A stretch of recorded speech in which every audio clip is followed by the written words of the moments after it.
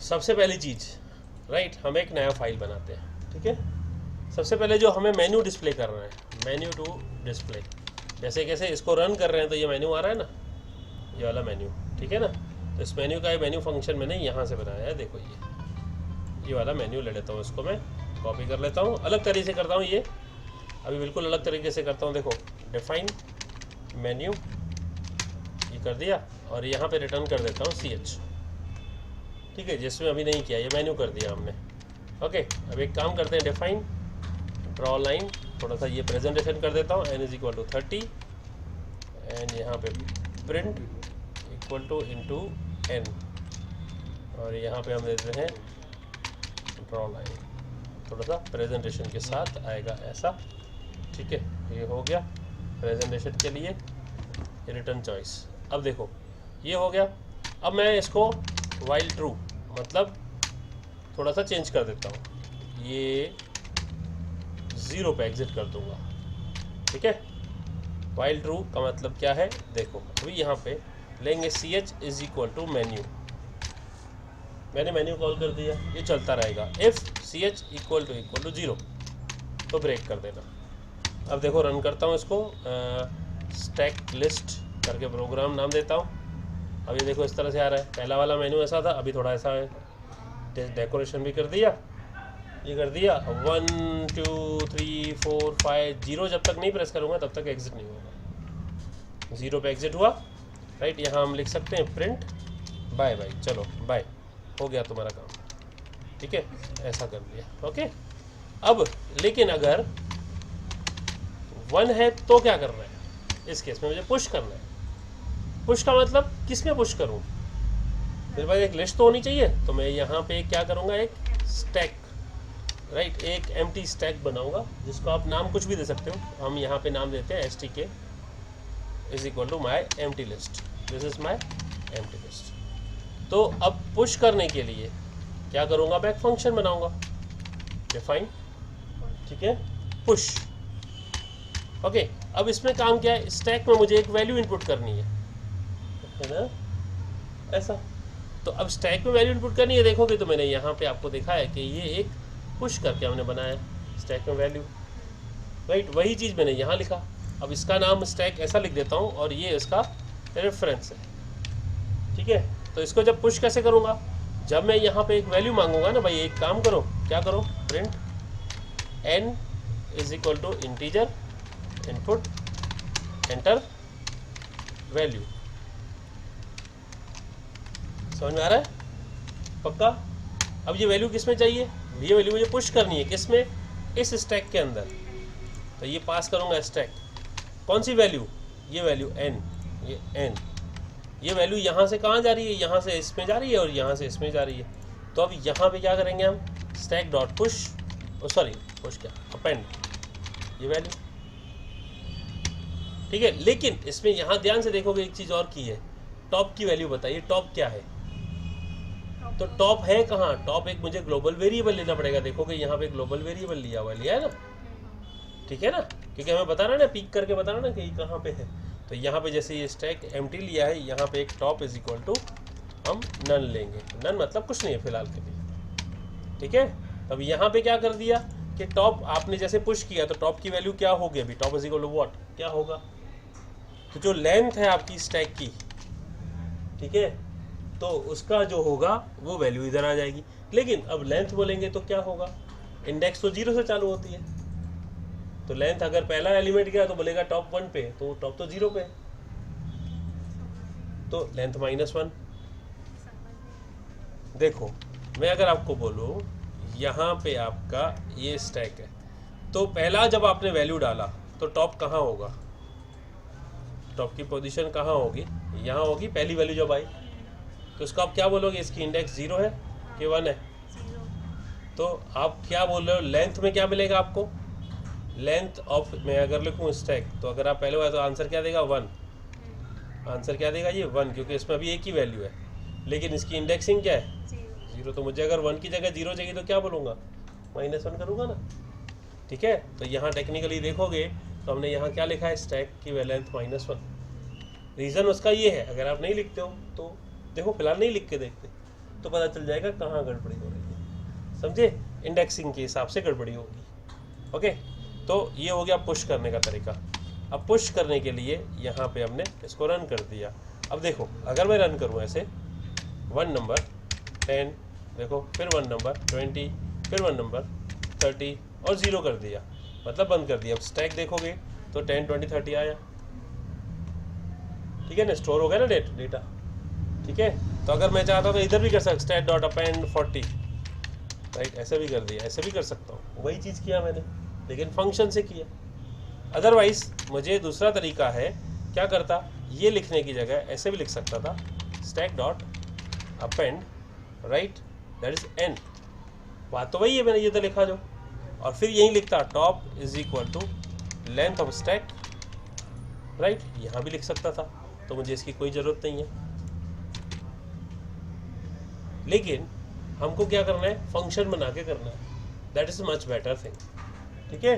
तो मैंने इसलिए फंक्शन बनाया और इसकी जगह पे यहाँ डायरेक्टली क्या किया, फंक्शन को कॉल किया, बात तो वही है ना। तो function is a good habit doing this thing, ठीक है। तो ये हो गया, क्या हुआ, सेकंड नंबर ऑप्शन हमने किया पुश।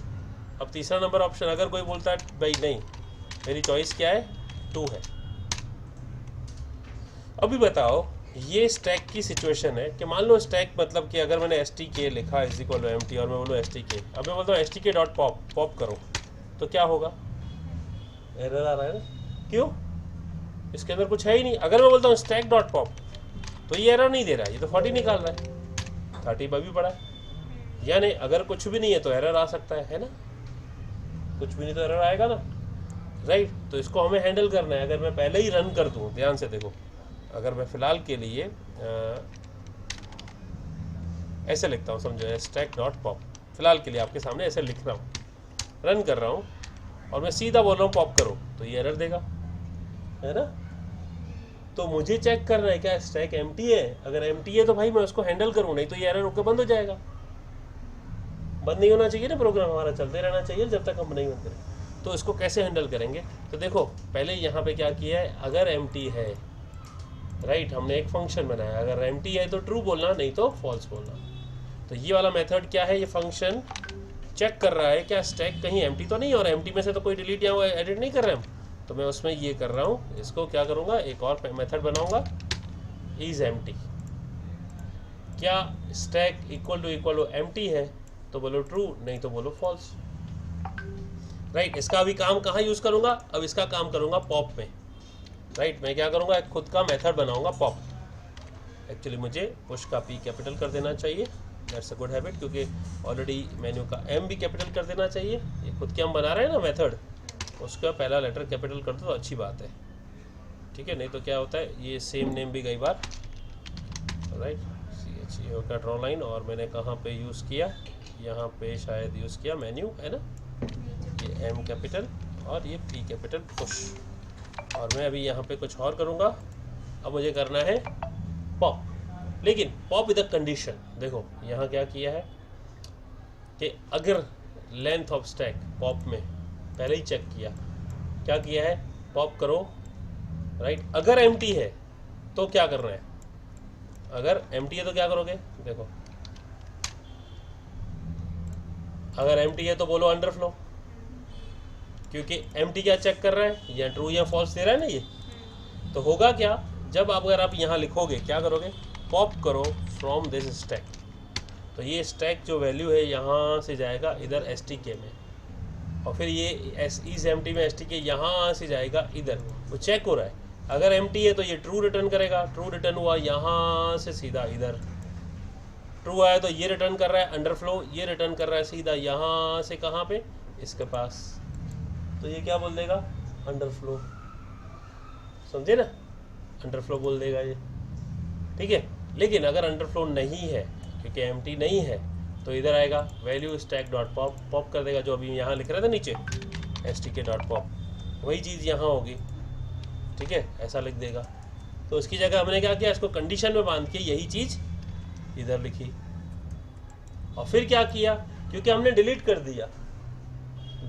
दिया तो लेंथ ऑफ स्टैक, अभी टॉप क्या पोजीशन, अभी मुझे बताओ, अगर मैंने यहाँ से कुछ रिमूव कर दिया तो टॉप को मुझे नीचे शिफ्ट करना पड़ेगा ना, तो इसमें ऐसा तो होगा कि अगर ये डिलीट कर दिया तो टॉप कहाँ जाएगा, कुछ होगा ही नहीं अभी तो, है ना। तो उसको क्या कर रहे हैं, वो चीज़ को देखो इस तरह से। हाँ देखो, अगर जब ये हमारा लेंथ राइट सब हमने सारे डिलीट कर दिए, आफ्टर डिलीटिंग तो फिर से इसकी लेंथ चेक करेंगे। अभी लेंथ क्या है, एक डिलीट कर दिया तो अभी लेंथ क्या हुई इसकी 4 होगी, तो टॉप को शिफ्ट करेंगे नीचे, टॉप को इधर लाना है ना। तो ये देखो आफ्टर डिलीटिंग राइट, क्या अगर लेंथ 0 हो जाती है तो टॉप को वापस नन कर दो, क्योंकि अगर आपने लास्ट एलिमेंट डिलीट कर दिया तो टॉप कहाँ जाएगा, सारा डिलीट करते करते एंड तक पहुंच गए, तो अभी टॉप कहाँ जाएगा, वेयर इट विल गो, 0 तो बोल नहीं सकते। तो अगर ऐसी सिचुएशन आ जाए तो बोलो टॉप क्या बोलोगे, नन बोलो। नहीं तो लेंथ, अब ये मैंने -1 तो लिखा नहीं है यहाँ पे ऊपर, देखो वैसे तो -1 इसलिए लिखा है था, मैंने आपको बोला ना राइट। ये देखो, नहीं तो -1 करो और फिर क्या करो, ये बताओ रिटर्न करो वैल्यू कि आपने कौन सी पॉप कर दी। तो पॉप्ड वैल्यू आप प्रिंट करोगे, आपने जो वैल्यू निकाल दी ना। अंडरफ्लो बेटा देखो, अगर आपने ये स्टैक बनाया, ठीक है, अभी इसके अंदर कुछ भी नहीं रखा, ठीक है, तो इसकी वैल्यू क्या है, इसकी लेंथ क्या होगी 0। वो कब पता चलेगी, यहाँ से पता चलेगी ना, इस एम्प्टी, ठीक है ना, इस एम्प्टी यहाँ पता चल रहा है ना। अगर ये एम्प्टी है, ट्रू है, तो बोलेगा अंडरफ्लो, और ये अंडरफ्लो यहाँ से रिटर्न होगा इधर पॉप में। समझ आ रहा है। अब इसको मैनेज करना है, अभी हमें क्या करना है, क्या मैनेज करना है। कैसे मैनेज करेंगे, देखो नीचे क्या लिखा है हमने, यहाँ पे n = पॉप स्टैक। अब इसको मैं कॉपी करके यहाँ पेस्ट कर रहा हूँ। देखो n के अंदर वैल्यू क्या आएगी, या तो अंडरफ्लो आएगी या तो कोई वैल्यू आएगी। देखो रिटर्न क्या हो रही है, ऊपर से एक अंडरफ्लो रिटर्न हो रहा है और एक क्या रिटर्न हो रहा है, वैल्यू। दो चीज़ें रिटर्न हो रही, दो में से एक चीज़, क्योंकि इफ एल्स है ना, या तो अंडरफ्लो आएगा या तो वैल्यू आएगी। अंडरफ्लो कब आएगा, जबकि कुछ भी नहीं होगा। तो क्या लिखा है, अगर n की वैल्यू अंडरफ्लो है तो बोलो अंडरफ्लो स्टैक इज एम्प्टी, नहीं तो बताओ कौन सी वैल्यू आपने पॉप कर दी, राइट। समझ में आया, क्लियर, राइट।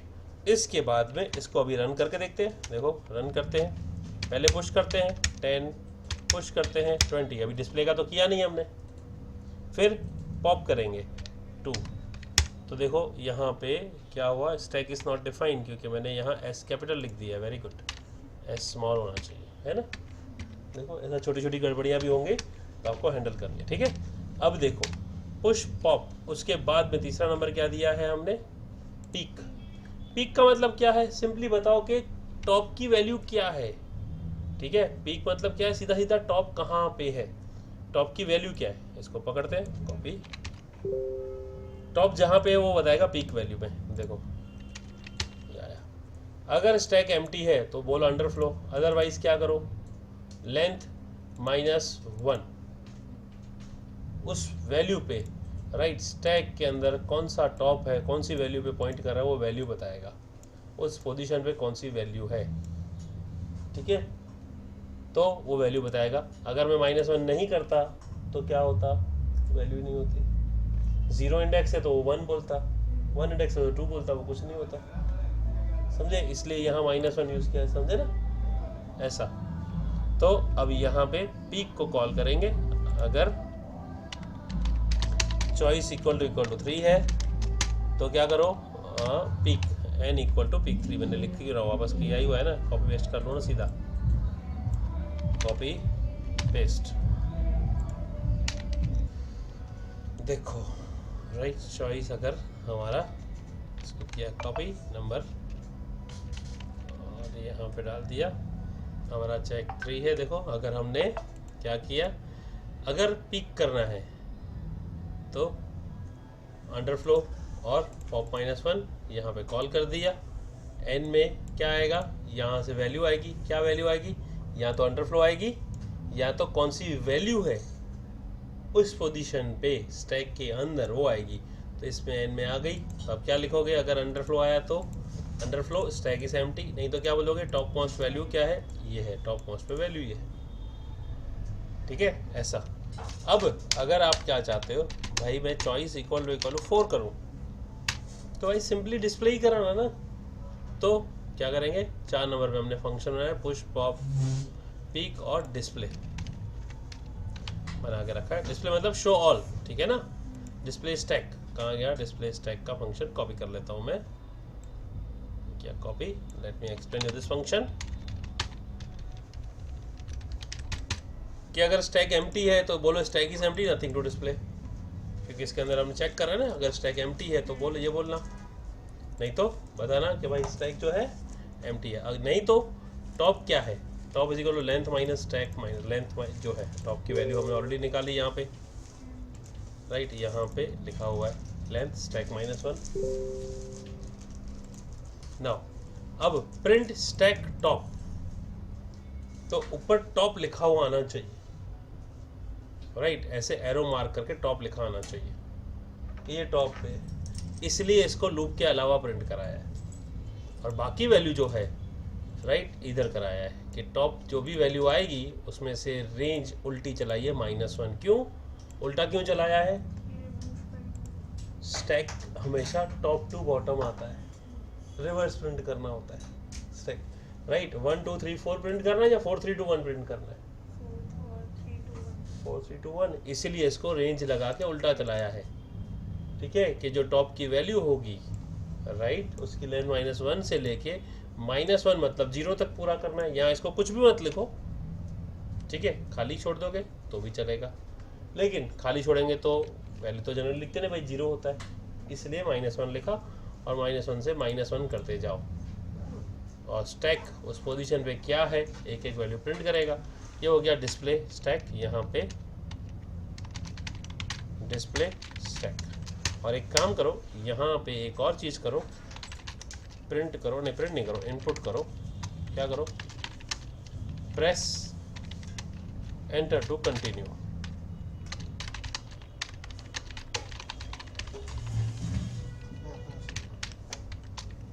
ये स्क्रीन को रोकेगा, देखो अभी पुश किया 10 तो क्या आया, पहले तो नहीं आ रहा था, सीधा जा रहा था ना। अब देखो, फिर पुश किया 20, फिर पुश किया 30, अब क्या करो, डिस्प्ले किया तो देखो टॉप इधर आया लिखा हुआ, राइट। इसलिए टॉप लिखा हुआ आया क्योंकि हमने यहाँ पे एक वैल्यू को अलग से प्रिंट किया है। देखो कहाँ गया, है ना, एक वैल्यू को अलग से प्रिंट किया है। और उसके बाद press enter to continue, again push किया 50, सो डिस्प्ले देखो 50 30 20 10, ओके। इस तरह से हुआ 50 30 20 10।